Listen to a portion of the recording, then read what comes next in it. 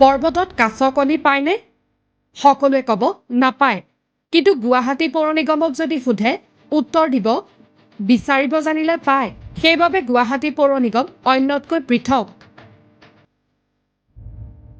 বছৰ বছৰ ধৰি গুৱাহাটী মহানগৰ এজাক বৰষুণতে বুৰ যায়। বাৰিষাৰ এজাক বৰষুণে মহানগৰবাসীৰ আভিজাত্যৰ ভেম উটুৱাই নিয়ে। গুৱাহাটী পৌৰ নিগমৰ বাবে এয়া এক ডাঙৰ প্ৰত্যাহ্বান। বিভিন্ন গৱেষণাৰ পাছতো সমাধান সূত্ৰ উলিয়াব পৰা নাছিল পৌৰ নিগমে। এইবাৰ সেনৰে জাত। মেয়ৰ মৃগেন শৰণীয়াৰ নেতৃত্বত গঢ় লৈ উঠিছে এটা task force. Mission flood control.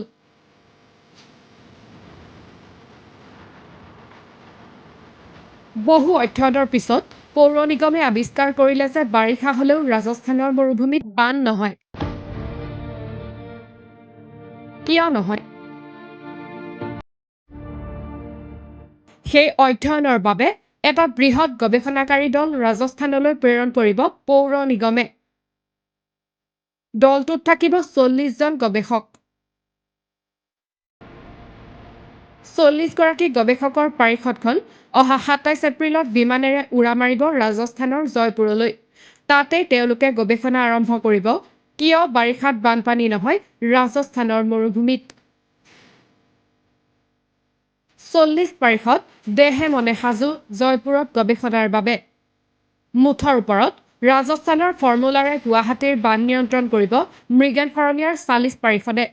এক বিশেষ সূত্ৰৰ মতে ৪০-৫০ জনীয়া বহুবল্কী ৩ পাৰিষদ মুম্বাইলৈও গৈছে। উদ্দেশ্য এটাই গুৱাহাটীৰ বান নিয়ন্ত্ৰণ।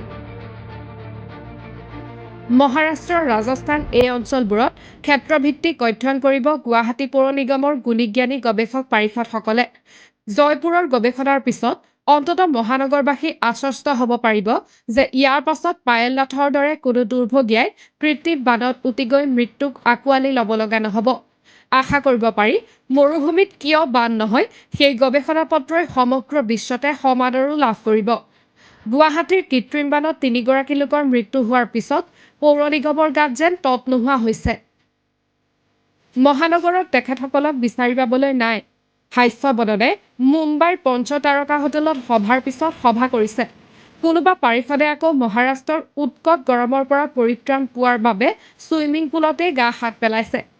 ছুইমিং পুলৰ পানীতেই মুম্বাইত থাকি গৱেষণা কৰিছে কিদৰে বানপানীৰ পৰা পৰিত্ৰাণ দিব পাৰি মহানগৰবাসীক।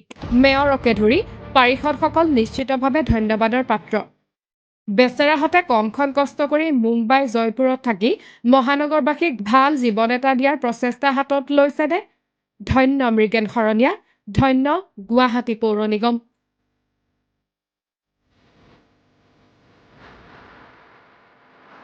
নিউজ ডেস্ক, ঈশান নিউজ।